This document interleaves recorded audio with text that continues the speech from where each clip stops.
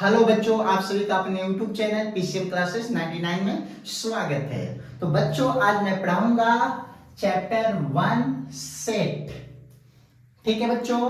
तो बच्चों, यहाँ पे सेट शुरू करने से पहले मैं इसकी कुछ खास बातें बताऊंगा जो हम लोग को जानना बेहद जरूरी है। तो शुरू करते हैं बच्चों सेट की इंट्रोडक्शन।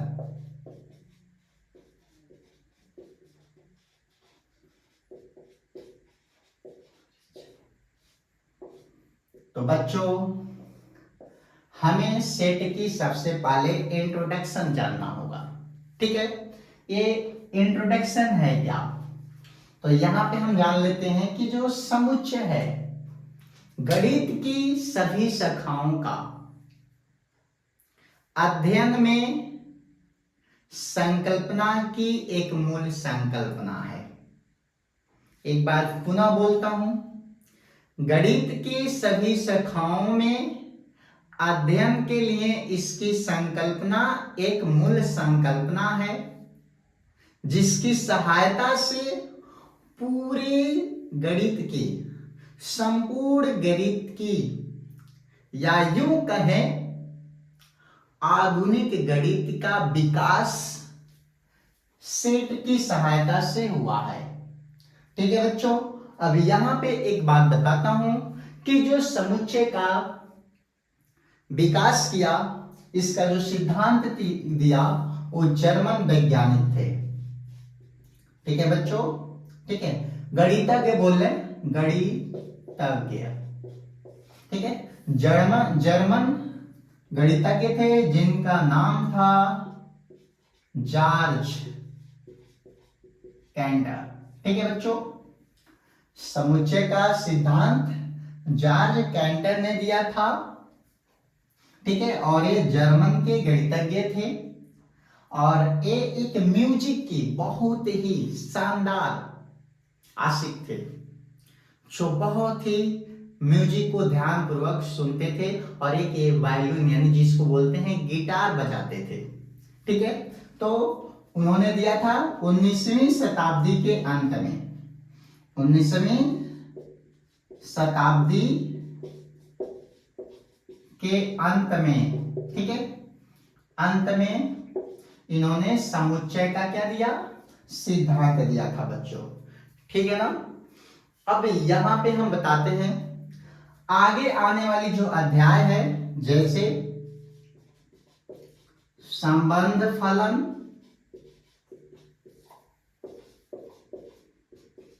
रैखिक असमीताएं,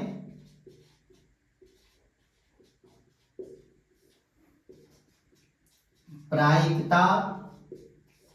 ठीक है, तो जो हम आगे पढ़ने वाले हैं चैप्टर, जैसे संबंध फलन, रैखिक असमीकाएं, प्रायिकता, इनमें भी समुच्चय का प्रयोग किया जाएगा और इनका प्रयोग इसमें देखा जाएगा समुच्चय का।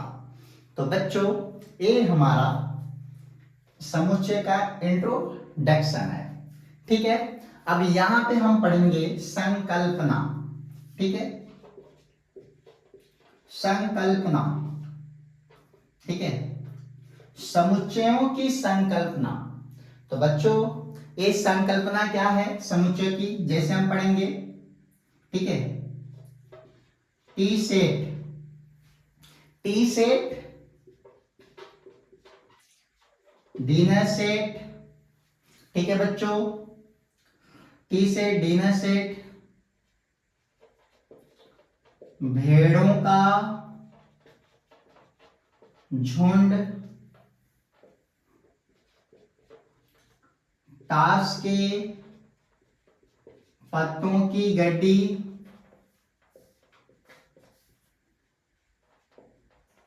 अंगूर के गुच्छे, अंगूर के गुच्छे। ठीक है, बिंदुओं का समूह, मनुष्यों का समुदाय, मनुष्यों का समुदाय। ठीक है बच्चों, आदि आदि लिख लेते हैं, बहुत हो गया। देखिए यहाँ पे संकल्पना क्या है समुच्चय की, T set, dinner set, balloon का झुंड, ताश के पत्तों की गड्डी, अंगूर के गुच्छे, बिंदुओं का समूह, मनुष्यों का समुदाय। यहाँ पे क्या है, समूह के लिए हम देखिए यहाँ पे सेट है, यानी टी सेट हो गया, एक डिनर सेट हो गया, झुंड हो गया, गड्डी हो गई, फिर यहाँ पे गुच्छे हो गए, समूह हो गया, फिर यहाँ पे समुदाय। ये सब अलग अलग शब्द हैं, लेकिन इन सभी शब्दों का मतलब एक ही है। और गणित में इन सभी सेट को, गणित में इन सभी शब्दों का नाम केवल एक नाम देंगे। गणित में सभी शब्द का नाम, गणित में इन शब्द का जो नाम होगा उसका नाम है समुच्चय। ठीक है बच्चों, तो गणित में इन सभी शब्दों का नाम एक नाम होगा, एक शब्द होगा, समुच्चय। इनको सुविधा के लिए प्रयोग किया जाएगा। ठीक है बच्चों, तो अब हमारा आया समुच्चय का परिभाषा। तो आगे पढ़ते हैं समुच्चय का परिभाषा। ठीक है, तो बच्चों यहाँ पे समुच्चय यानी सेट की जो परिभाषा है वो है सुपरिभाषित वस्तुओं के संग्रह को समुच्चय कहते हैं। ठीक है ना बच्चों, तो यहाँ पे अब हम बताएंगे ये सुपरिभाषित का मतलब क्या है। सुपरिभाषित, तो बच्चों यहाँ पे सुपरिभाषित का मतलब है सुनिश्चित होना, सुनिश्चित होना। ठीक है, सुनिश्चित होना यानी डेफिनेट अवयव।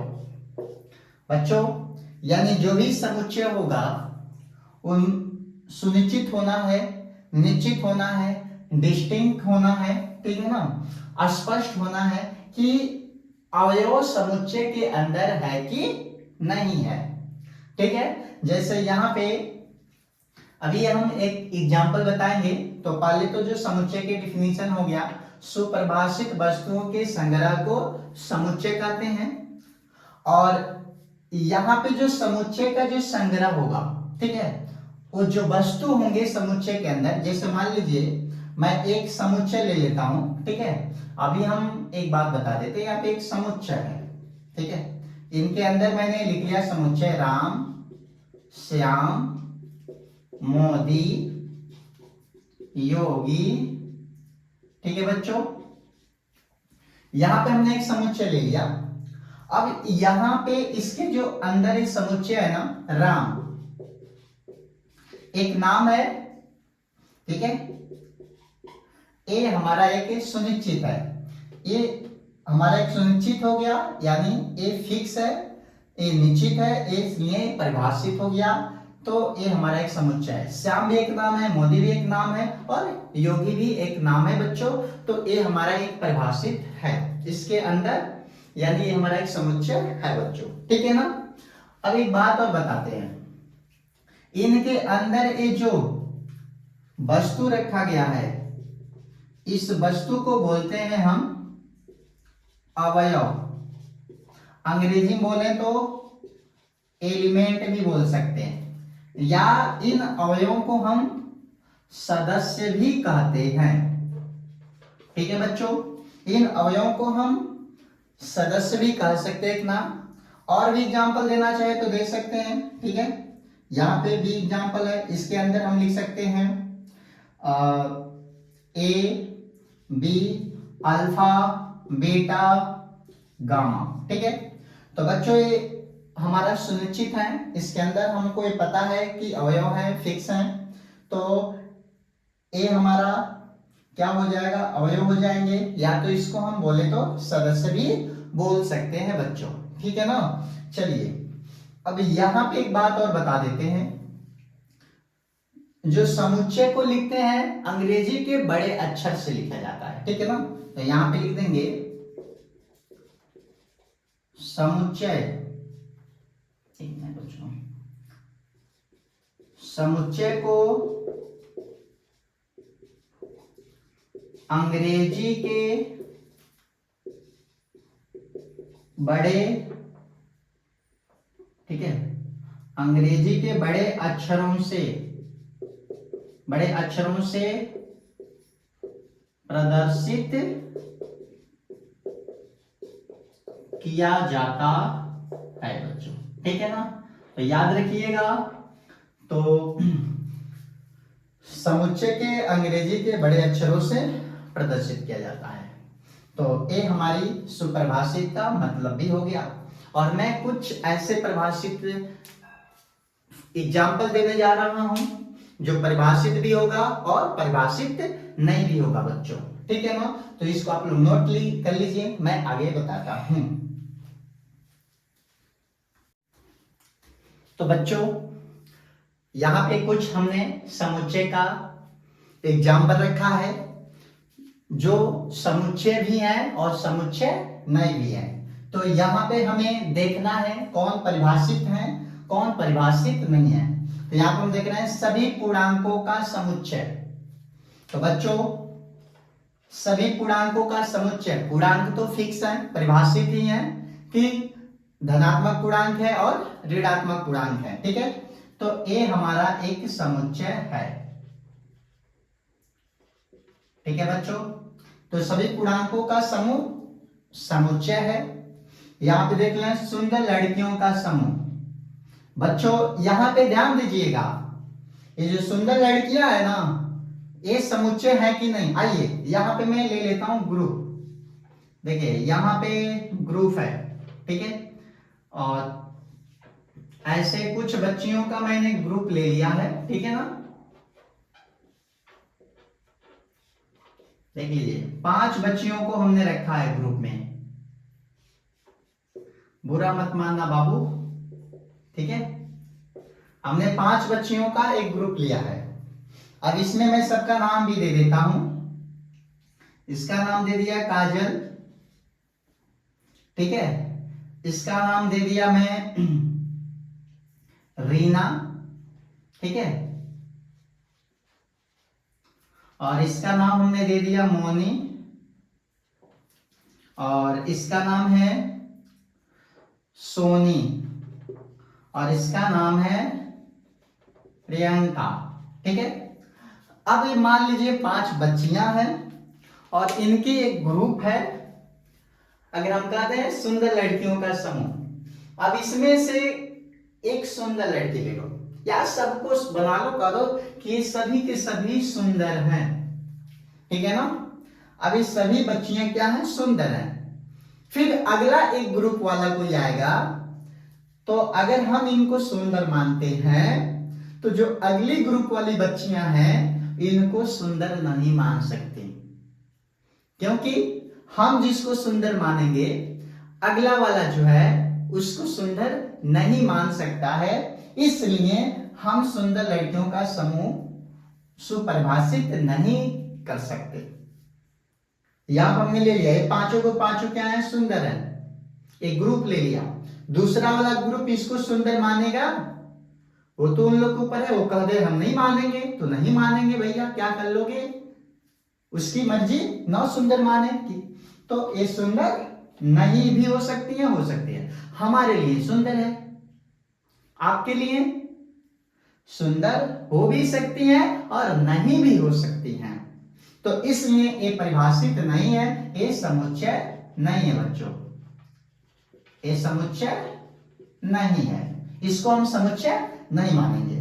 फिर मोटी लड़कियों का समुच्चय, फिर यहां पे ले लो ये मोटी लड़कियां, इन्हीं को मोटी मान लो, कह दो कि ये जो ग्रुप है ना ये मोटी है। अगर मान लो ये 100 केजी का है, अगली कोई लड़की आ जाए 120 केजी की, कह दे कि हम तो तुमसे मोटी हैं और तुम तो अभी हमसे 20 किलो कम हो। तो हम मोटी लड़कियों का भी समुच्चय को परिभाषित नहीं मान सकते हैं, सुस्पष्ट नहीं मान सकते हैं, क्योंकि जिनको हम मानेंगे मोटी, अगला कोई आ गया उससे मोटी, तो कहानी गड़बड़ हो जाएगी, इसलिए हम किसी को मोटी नहीं मान सकते।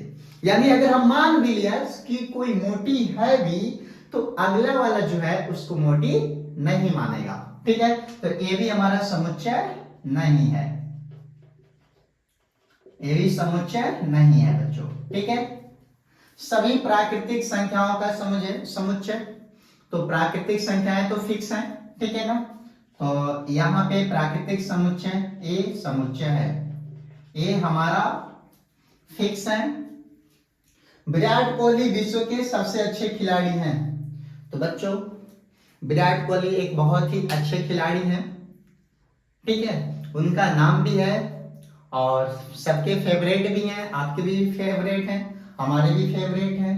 लेकिन हम इनको विश्व की सबसे अच्छे खिलाड़ी मान लें, तो मान लीजिए हम तो मान रहे हैं ना, लेकिन अगला जो है वो तो उसके पे डिपेंड कर रहा है। जिसको हम अच्छा मानेंगे, दूसरा वाला जो व्यक्ति है उसको अच्छा मान भी सकता है, नहीं भी मान सकता है। क्योंकि जो विराट कोहली जी हैं वो अच्छे भी हो सकते हैं दूसरे के लिए और अच्छे नहीं भी हो सकते हैं। अगर हमारे लिए अच्छे हैं तो दूसरे के लिए हम नहीं गारंटी दे सकते कि दूसरे के लिए भी अच्छे खिलाड़ी होंगे, तो इसलिए हम इनको भी समुच्चय नहीं मान सकते, ये भी परिभाषित नहीं है। अगर हम इनको पसंद करते हैं तो अगला पसंद नहीं भी कर सकता है। आ जाइए, सलमान खान सबसे अच्छे एक्टर हैं। आप देखिए, इसमें कहने की बात क्या है, सबसे अच्छे एक्टर हैं, मानते भी हैं, बहुत लोगों को पसंद भी करते हैं, ठीक है। तो बहुत लोगों के अक्षय कुमार भी हैं, तो बहुत सारे एक्टर हैं जो अलग अलग व्यक्तियों के लिए पसंद हैं। तो यहाँ पे हमने लिखा है सलमान खान सबसे अच्छे एक्टर हैं, तो भैया हमारे लिए ना है, आपके लिए तो नहीं होंगे। अगर आपके लिए है तो फिर आपके जो फ्रेंड होंगे उनके लिए तो नहीं हो सकते, उनके लिए तो कोई और होगा। तो इसलिए इनको भी हम समुच्चय नहीं मानेंगे बच्चों, ठीक है। तो यहाँ पे बच्चों सभी पूर्णांकों का समूह समुच्चय है, सुंदर लड़कियों का समूह समुच्चय नहीं है, मोटी लड़कियों का समूह समुच्चय नहीं मान सकते, सभी प्राकृतिक संख्याओं का समूह समुच्चय है, विराट कोहली विश्व के सबसे अच्छे खिलाड़ी हैं, भैया खिलाड़ी तो हैं लेकिन इनको समुच्चय नहीं मान सकते, सलमान खान सबसे अच्छे एक्टर हैं, एक्टर तो हैं लेकिन समुच्चय नहीं है, ठीक है। अब एक बात और यहाँ पे नोट में लिख लीजिए, ठीक है।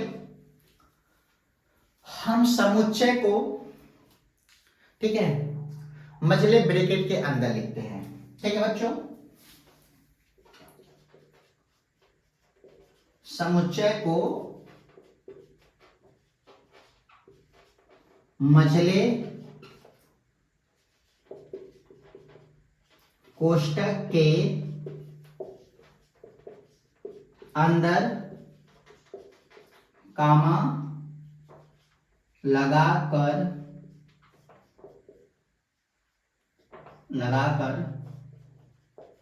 लिखते हैं, ठीक है बच्चों।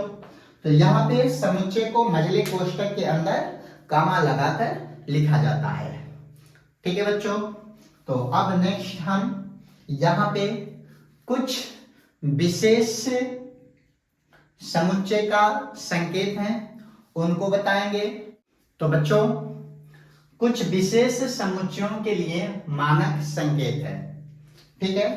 तो यहाँ पे समुच्चयों का कुछ मानक संकेत हैं, उनको भी लिख लेते हैं। यहाँ पे देखिए, n जो है प्राकृतिक संख्याओं का समुच्चय है,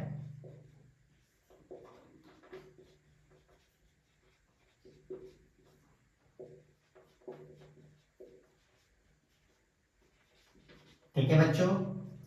m जो है प्राकृतिक संख्याओं का समुच्चय है, z या i पूर्णांक संख्याओं का समुच्चय, z या i जो है पूर्णांक संख्याओं का समुच्चय, z प्लस i पर प्लस धनात्मक पूर्णांकों का समुच्चय, धनात्मक पूर्णांकों का समुच्चय बच्चों। ठीक है, जेड पर माइनस, आई पर माइनस, ऋणात्मक पूर्णांकों का समुच्चय, ऋणात्मक पूर्णांकों का समुच्चय। ठीक है बच्चों, अब यहां पे Q परिमेय संख्याओं का समुच्चय,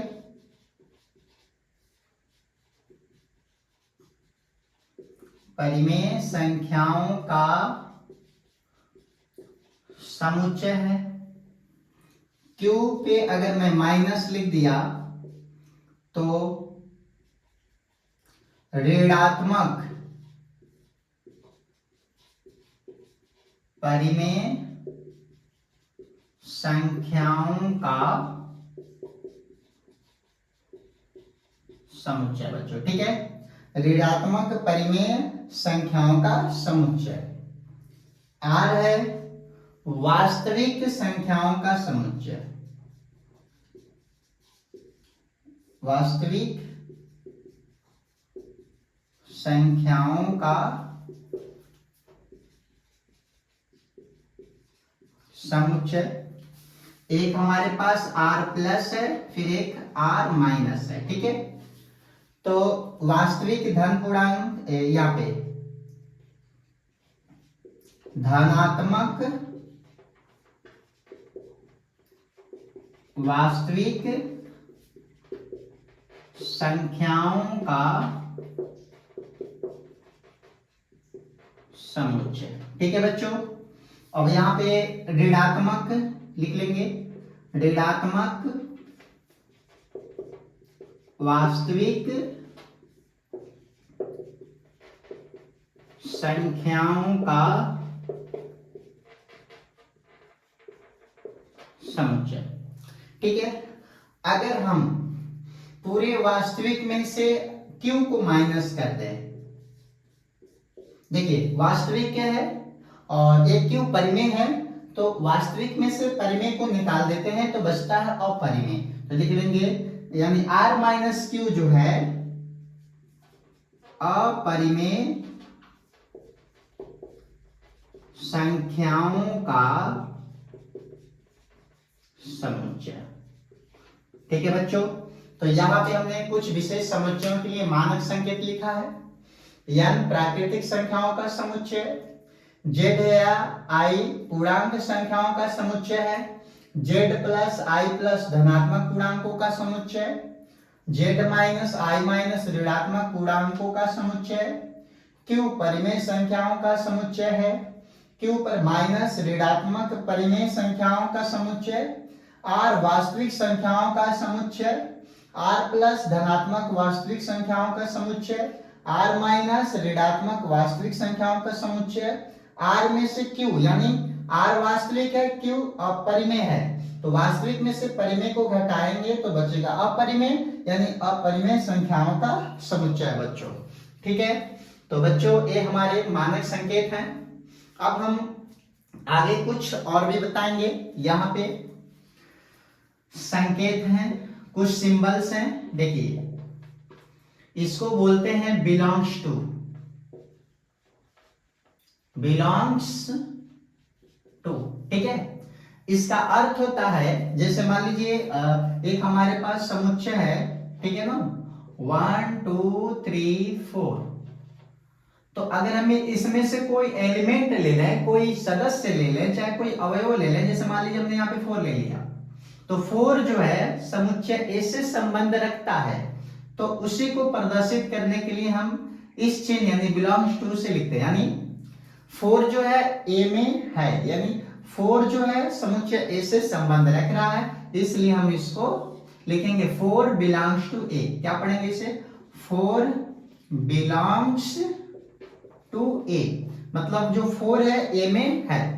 ठीक है, अब दूसरा जो संकेत है यहाँ पे, ये तो हमारा फर्स्ट था। दूसरा, इसी को ऐसे लिखते हैं, इसे बोलते हैं not belongs to, not belongs to. जैसे कि इसमें 1 2 3 4 है ना, अगर मैं यहां पे लिख दूं 5, 5 इस समुच्चय में है, ए में नहीं है, तो लिखेंगे 5 नॉट बिलोंग्स टू ए। मतलब है कि 5 नॉट बिलोंग्स टू ए, यानी 5 जो है ए से संबंध नहीं रखता है बच्चों, इसका मतलब ये हो गया। ठीक है, तो आगे बढ़ते हैं, हम कुछ नया लेकर आएंगे।